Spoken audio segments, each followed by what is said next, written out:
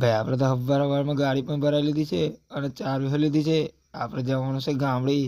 આવ્યું નહીં લા હાથો દ્વારું. અને કૈનેટમાં આવ્યા પછી આ મોટા ભાઈની પણ મુલાકાત લઈ લીધી છે અને પછી નીકળી જ જશે. આપણે તો ગાયક ઘા પહોંચી જશે સિનોર ચોકડી. સિનોર ચોકડીથી જવાનું હતું આપણે ગામડી.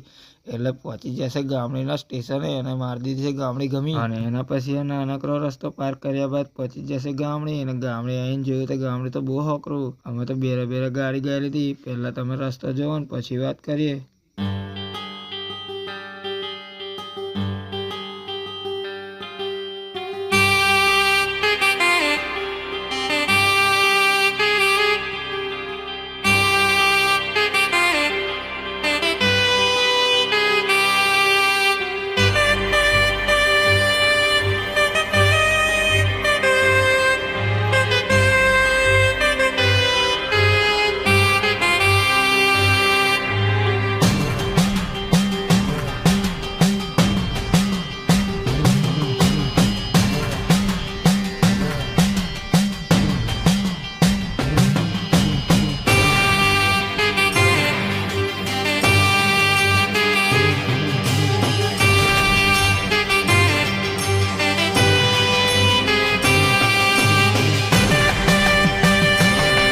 અને થોડાક જ સમયમાં પહોંચી ગયા છે જગ્યા પર. અને જગ્યાએ આવીને ખાલી પણ કરી નાખી છે. ખાલી કરવા બાદ અમે નીકળી ગયા અને પહોંચી ગયા છે સિનોર ચોકડીના બ્રિજ ઉપર.